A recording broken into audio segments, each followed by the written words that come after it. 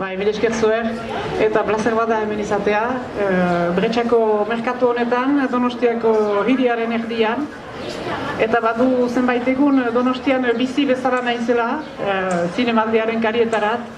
Eta espero dut konturatzen zaretela ze hiri, eder eta hunkigarrian bizi zareten. Eta ez da baratzerik, hori ez. Nahiz eta baratze publiko hainitz baden eta hori eskertzeko da gaurko hiritarrentzat eta hirigintzarentzat. Egan behar da, baratzeak sortu zirela nomado biltzale ihiztariak nunbait finkatu zirelarik bordak eta txatxolak egin zituztelarik. Eta txatxolata edo borda edo etxe horien ondoan halako lur eremu berezi kutxun bat lantzen zuten beraien bizi bidea segurtatzeko. Segur aski paleolitikoan eta gara historiko atzeratu horietan jende gehienak orain erran ginezaken vegetarianoak ziren. Jendearen osasuna landaretarik eta beraz baratzean landatzen eta lantzen zituzten landare horietarik ziurtatua izan da, iraupena eta orain arte baratzeak badu kutxuntasun, hurbiltasun eta ezinbestekotasun hori. Nahiz eta orain gehienak bizigiren hirietan eta ez dugun baratzerik, senditzen dugu gure baitan baratze baten beharra. Eta baratze hori izan daiteke baratze filosofikoa. Voltaire batek erraiten zuen bezala Candide bere novela ironiko-sarkastikoa bukatzean, behar da norberaren baratzea landu. Il faut cultiver son jardin, eranen dut jatorrizko hizkuntzan. Eta hori da funtsezkoa baratzearen iduri hortarik abiatuz, norberak egin behar duela berea, besteen eganetaz eta jendartearen kontrolaz asolatu gabe, hori batetik. Eta bestetik ere, baratzeak orain du, nola egan, indar handi bat ari da hartzen, laborantza industrial ekoizpenen nazka handi bat ari da edatzen munduan barna. Euskal Herrian ere nabaritzen da eta mugaren bi aldetan mugarik balin bada. Senditzen da nazka hori jendea asea dago, jendea gaixotzen da laborantza mota horrekin. Eta beraz, merkatuak badira gaurko Bretxako hau bezala edo Baionako haletan egiten den merkatu hori bezala. Eta berriz itzultzen dira laborariak, ez laborari industrialak, baina laborari ohidurazko laborariak eganezake, beren ekoizpenak saltzerat merkatuetan. Eta jendekin, bezeroaz haratagoko jendekin harremanetan txartzen dira berriz merkatu horien karietarat. Gero, uste dut ere baratzeak baduela egan nahi bat gure historia personalekin lotua. Zenta, gutariko gehienak nekezal edo laborari jatorrizkoak ira, eta beti ikusi ditugu gure aintzineko jendeak baratzean lanean. Eta oraindik ere gure hiritar euskararen hitz funtsezkoenak laborantza mundutik etortzen zaizkigu, aipatuko dut aloga, aipatuko dut beste hitz bat jogatu, gai bat jogatzen dugu euskararon alogean. Hogere gure baratze partikular bat eta zari gira. Eta hizkuntzak berak eramaiten gaitu denbora baratzeak gureak ziren denbora haietarat. Eta finitzeko, ez baitut sobera luzea izan ari erranden nuke baratzea modio seinale dela ere. Denek ezagutzen duzu eta behar bada gero trikitilariek eskainiko digute kantu hori. arrakesta handia ukan zuen, 1980an sortu zen, sortu zuen Pierre-Paul Versaillesek Suberoan, baratze bat nahi deizut egin kantu hori. Eta hain da arrakestatxua nun orain ikusten baitugu grabatua, parantesi sartean herrikoia izendapenarekin. Ahantziak dira, nok egin zituen hitzak eta nok egin zituen musikak. Eta kantu horrek, orain arte aipatzen dizudan baratze partikular eta kolektibo eta unibertsal horretarat eramaiten gaitu. Eta horregatik, iragan astelenean ikusi dutalarik landareak lantzen liburu hori, sortu zaizkit pentsamendu horiek guztiak, baratzearen inguruan. Eta nik gomitatzen zaituztet, hemen hilabetez hilabete eta hastez haste aholkatzen zaizkizuen kontseiluen praktikan ematerat, eta bakoitzak bere baratzea landu beza, eta bakoitza tasun hortan baita gure aniztasuna eta orokortasuna. Mila esker.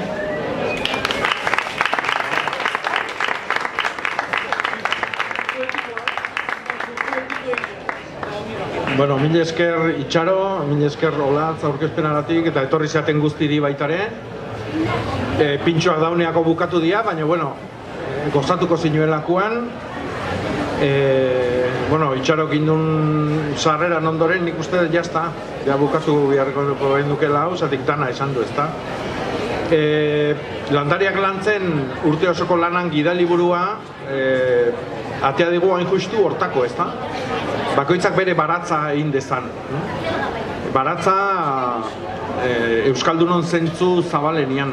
Baratza da lorategia, baratza da frutarbolak, baratza da basua, baratza da jendeak bihar ditun osagai guztik hornitzen ditun landare saila, ezta? Ez bakarrik barazkiena.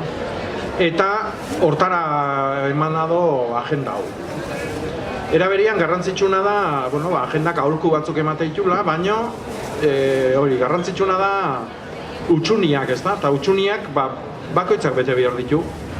Bakoitzak bete behar ditu, itetun lanakin, ditun asmoakin, egiten nahi behar lanak nola irudikatzen ditun, planuak, marrazkik, aholkuk, dauzkan asmoak idatziz eta bar.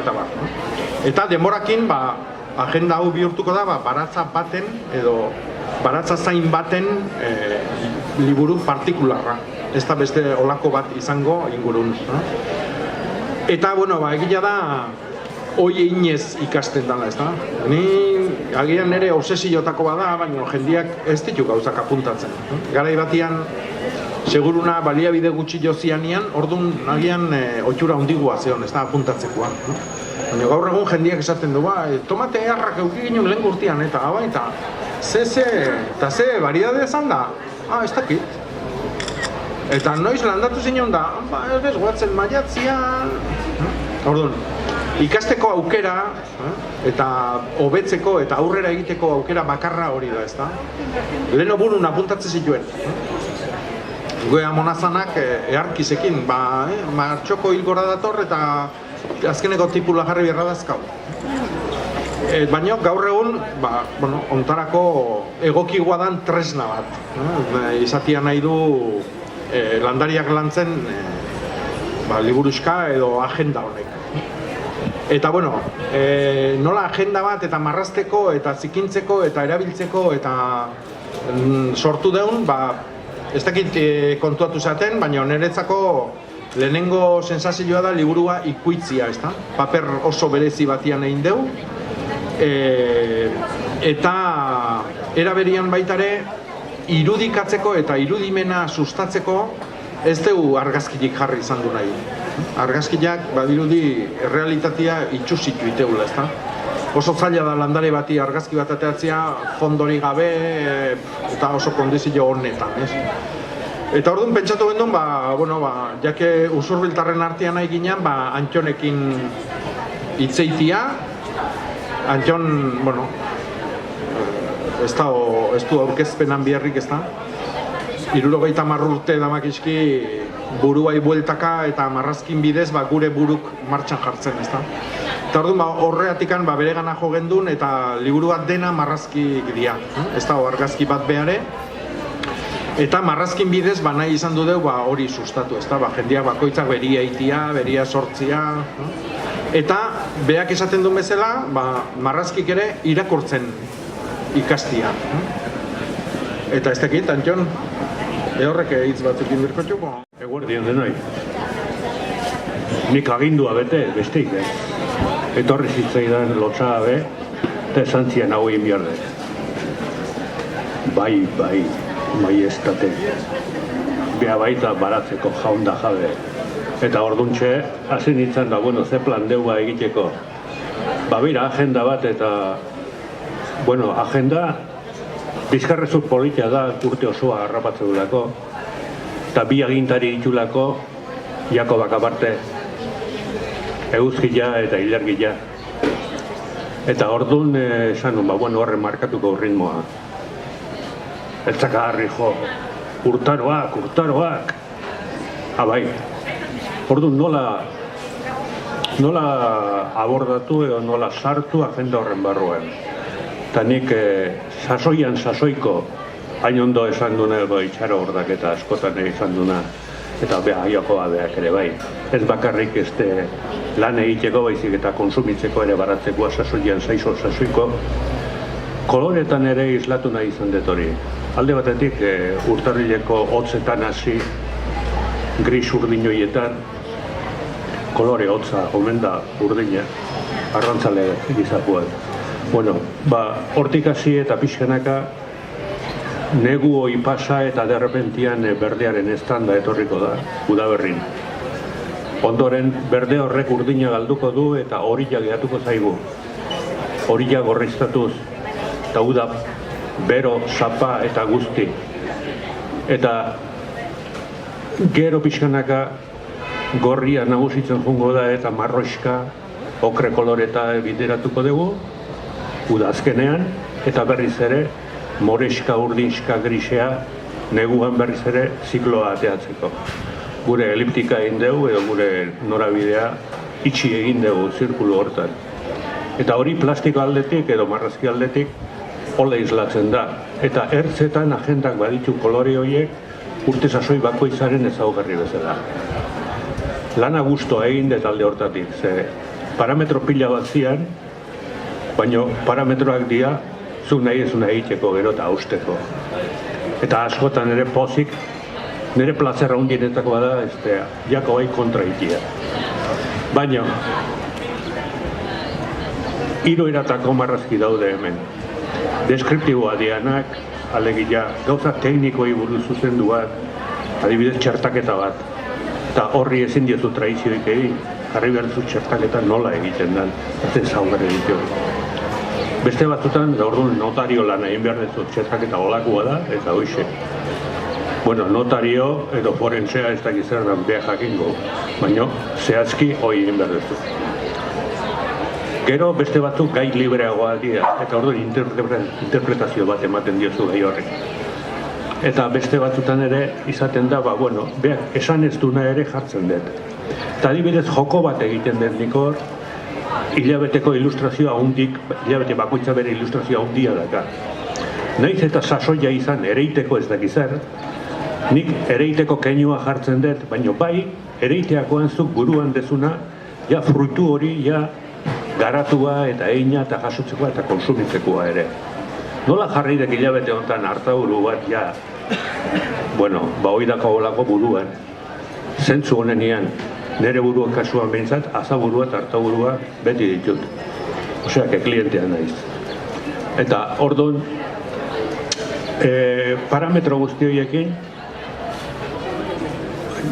ongarri bat, ez dakit, nire salda bordelesa partikularra bota diot, saiatuz pixkat humorez eta plazerrez egitearena. Eta emaitza liburuan ikusten da. Beti ere, zuzentzeko, baratzeko esperientzi bezala gauza batzuk ondo atea eta beste batzuk gaizki. Baina dana jate ditugu eta auzoko aiz esango jo ze goxua zion, ze neonek egin detelako, horreatik dago goxua. beti sukaldien zuzartu ezkeo zure kroketak dira munduko honenak. Lehenengo aldiz bildu dira Euskal Herri guztin nekazaritza ekologikoan lanian nahi dian familien referentzia guztik. Hau da, gure bizitza kalidadia, gure ingurumena, gure osasuna eta gure lurra zaintzen nahi dian oidanan zerrenda bat egin da, probintziz probintzi, iparraldetik hasi, biharko lurra elkartearekin hasita, gero Euskadiko 3 probintzitako elkartiakin eta bukatzeko Nafarrokoakin. Eta gure sorpresa izan da, 1000 ekoizle baino gehiago ditugula ja Euskal Herrin, ezta? Horrek esan nahi du, azkeneko urtetan nekazaritzak aldaketan bat izan bali madu, eta Itxarok aipatu duen bide horretatik ezta, nekazaritza kapitalista eta industrialak sortu digun nazka eta bizitza kalidadian jetxiera horren ondorioz, ekologiko aldetik dijoala etorkizuna, ezta? Eta hoiei gorazarre egiteko alde batetik, baina baita ere erreferentzialtasun bat izateko, ezta? Zatik, askotan pentsatzen dugu Itxarok jorratu eta alorra eta esan ditu bezala, nik beste hitz bat esango nuke, ezta? Ipularra. Ipularra oso Itxaron hitza baita ere, eta gure herrin erabiltzen dana, nik gure herritik kanpoa sekula entzun gabekoa eta Itxaroi bakarrik entzun izan dut diot eta poste naiz. Hau da, nekazaritza ez da bazterrekua, nekazaritza ekologikoa. Ipularra da soro baztarra. Orduan, nekazaritza ekologikoa nekazaritzan eta elikaduran zentralidadia hartzen nahi da Euskal Herrin eta ezagutu egin behar dugu. Orduan, hor liburun bukaeran dauden referentzioi danakin ikusi dezakegu probintziz probintzi, herriz herri, ze ekoizle dauzkagun eta zer ekoizten duten. Eta hor ere sorpresa asko daude. Zerti, nekazaritza ekologikoa askotan lotzen dugu, hori barazkikin, fruta pixka bat, igual ardua, orain sagardua, baina alor asko daude, gero eta gehiago. Alagila, arrautzak, kosmetikoak, mermeladak, orduan atal pila batea iristen nahi da ekologikoan kontzeptua eta lan egitekoera, eta hori ere hemen bilduta daukagu. Eta, nik uste horrekin liburua bintzat aurkeztutzat ematen dut, ez dakit batematek zerbaitek gehiago esan nahi dezuen, Itxaroko Antxonek, edo batematek galderan bat, Nekazaritza biologikoa edo hori, ari dela gaina hartzen beste laborantxari konparatuz. Eta hainbat ari da gaina hartzen nun Frantziako gobernuak erabaki duen edo erabakiko duen nekazaritza biologikoari emaiten dizkion diru laguntzak kentzea edo bederen murriztea. Eta hor, senditzen da lobby nekazal, industrial, pestizida zale horien indarra. Eta hor ere beste behin, hemen iduri luke eta suertez horra gertatuko da, nekazaritza biologikoak merkatuaren legearen arabera behar duela garatu.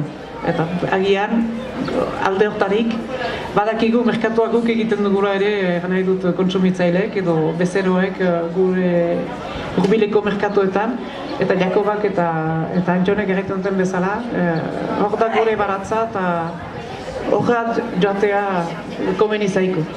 Hori nahi nuen gehitu.